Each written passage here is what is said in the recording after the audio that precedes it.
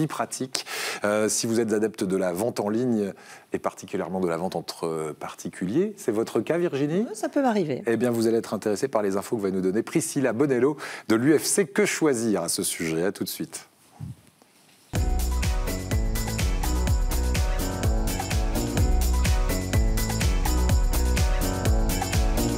Bonjour Priscilla. Bonjour Eric. Priscilla, on parle de vente entre particuliers.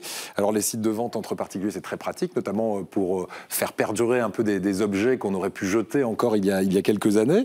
Mais ça ne présente pas que des avantages, on va le voir ensemble. Alors on fait le point avec cette première question. Acheter ou vendre entre particuliers, c'est plutôt facile.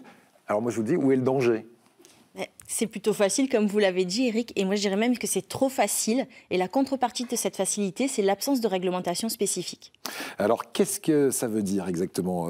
Il n'y a pas de règles à respecter quand on vend ou quand on achète entre particuliers ? C'est pas tout à fait ça, parce qu'il y a quand même un socle, enfin tout le monde est censé respecter la loi, et il y a une loi qui s'applique sur tout le territoire français. Ouais. La difficulté, c'est que entre particuliers, on va seulement appliquer ce qu'on appelle le droit commun, c'est-à-dire les règles issues du Code civil, pour faire simple. Et le problème, c'est qu'on ne va pas appliquer toutes les règles protectrices du Code de la consommation, qui sont là justement pour protéger le consommateur contre un tout type d'arnaque. Notamment, on ne va pas exiger du vendeur particulier un devoir de conseil et d'information, comme on pourrait l'exiger d'un vendeur professionnel. Il y a aussi l'inconvénient de l'absence du délai de rétractation pour tous les achats sur Internet. Et puis enfin et surtout, l'absence de la garantie légale de conformité qui est très très pratique, je le vois tous les jours dans la pratique, pour les consommateurs. Du coup, les risques sont plus importants, c'est ce qu'il faut comprendre pour les acheteurs que pour les vendeurs entre particuliers ? C'est vrai que pour l'acheteur qui achète un vendeur particulier, la problématique sera de se retourner, comment se retourner lorsqu'il y a un défaut de conformité ou lorsqu'un problème arrive lors de la réception, lors de la livraison de l'objet. Mais on se rend compte dans ma pratique que les difficultés sont encore plus importantes pour les vendeurs qui sont soumis à un très grand nombre d'arnaques. Et notamment, l'arnaque la plus importante, c'est l'escroquerie.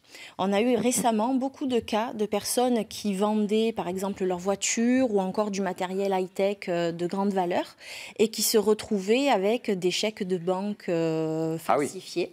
Oui, voilà. ça arrive régulièrement. Donc, et le souci, c'est qu'on pense se protéger en exigeant un chèque de banque et on ne pense pas à vérifier la validité du chèque de banque. Donc, il ne faut pas être rassuré trop vite. Donc, qu'est-ce qu'on fait ? On nous présente un chèque de banque, ça a quand même normalement une valeur. Hein, on peut créditer, on se dit, c'est bon, c'est une banque qui l'a émis. Non, il ne faut pas y croire. Il faut pas y croire. Il faut ne pas hésiter à chercher soi-même le numéro de la banque, le numéro de téléphone de la banque, à l'appeler et à l'interroger sur le numéro de chèque de banque, à demander confirmation. Et puis surtout, une petite astuce, éviter toutes les transactions le soir, le week-end et de manière générale lorsque les banques sont fermées. Vous avez beaucoup plus de chances de tomber sur un chèque volé, falsifié. Alors, en cas de problème pour le vendeur ou pour l'acheteur, est-ce qu'on peut se retourner contre le site internet sur lequel on est passé, par lequel on est passé ? Par exemple, on est passé par leboncoin.fr, pour ne pas le citer parce qu'on pense beaucoup à celui-ci.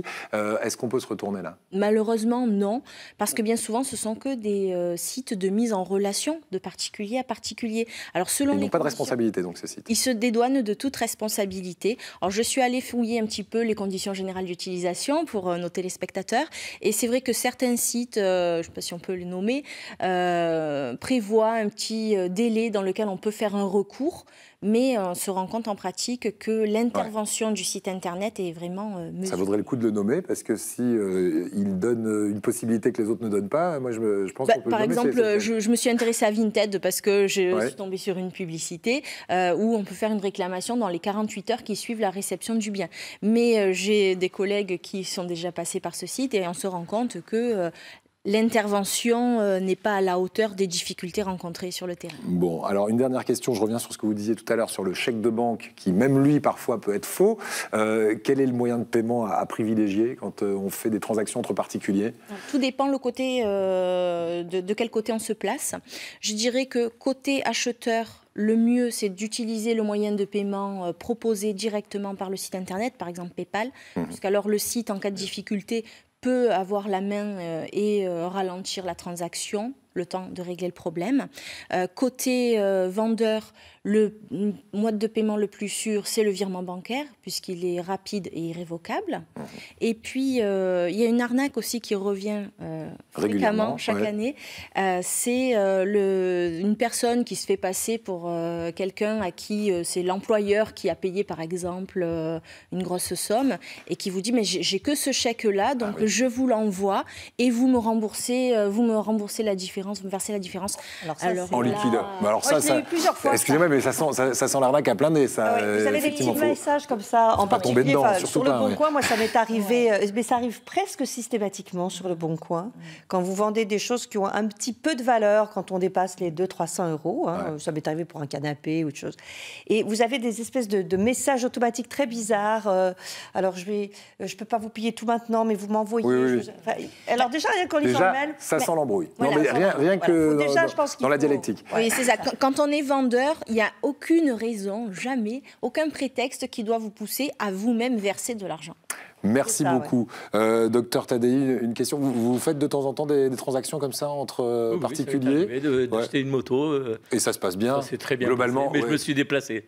Parce que, oui, c'est pas mal de se déplacer. On va rester positif. 90% des transactions se passent bien. Oui, mais nous, de toute façon, on n'a que des gens qui se plaignent, pour lesquels il est arrivé un souci, qui nous consultent, donc évidemment. Ouais.